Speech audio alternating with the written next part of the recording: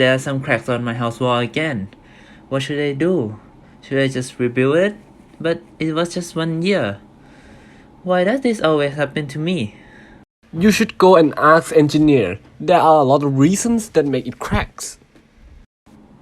Yeah, you're right. I wish my house could heal itself like Deadpool, right? It seemed impossible though. Actually, it is possible.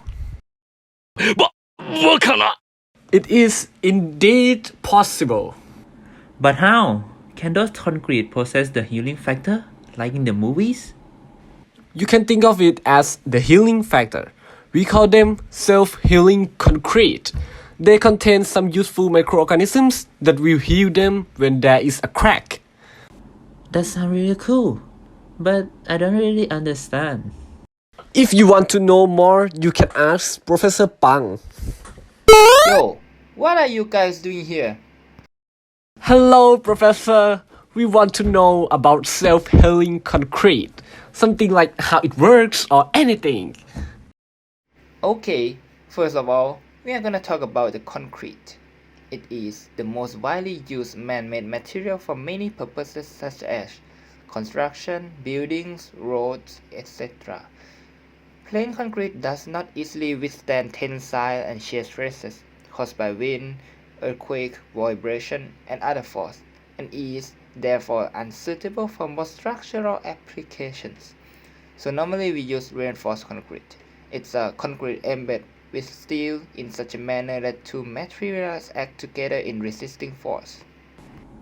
Wow, it sounds cool, but what makes the cracks on it? There are many reasons.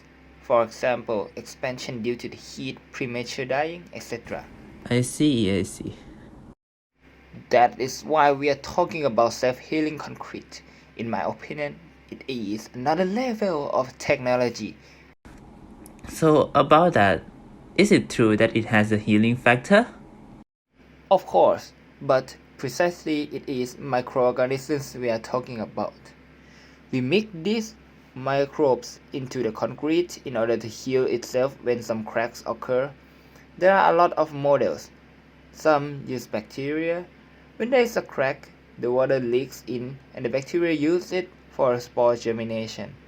Then they start to consume calcium lactate contained in the concrete and produce insoluble limestone. After limestone is done hardening, we have a self-healing concrete here. There are many that we can use, but the best one is the bacillus type of bacteria, the one with rod shape.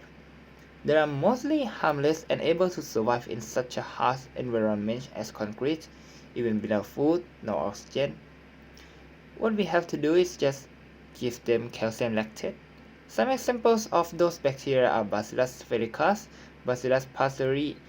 However, it's a bit expensive and there are some safety concerns. So, are you gonna say that there is another way? It is actually another microbe. Let's talk about the one from fungus. The concrete relies on the spores from the Trichoderma ricci fungus. When cracks first appear, they let water and oxygen into the structure, activate the fungus. The spores germinate and grow. As they do this, they precipitate calcium carbonate which heals the cracks. Once seals the cracks block any more water or oxygen entering and fungi returns to its dormant state. Bioengineering sure is great. So, in conclusion, bacteria and fungus are stored in concrete along with nutrition. When a crack appears, water and air allow them to undergo a growth process, which produces calcium carbonate as a product to fill the crack. When the crack is filled, they go back to the dormant state again. Am I correct, Professor? Yes, exactly. I wonder if there is a way that we don't have to use these microbes. There is. Recently, there are studies about carbonic anhydrase or CA. It's an enzyme from our human body that transfers carbon dioxide from cells to the bloodstream. We can use only a little amount, and it's faster than microbes since they must take time producing spores. The Ca catalyzes the reaction between calcium ion and atmospheric carbon dioxide to create calcium carbonate crystal to fill the crack. Moreover, it can be used as a spray. As I thought, bioengineering sure is great. Yeah, you can say that again.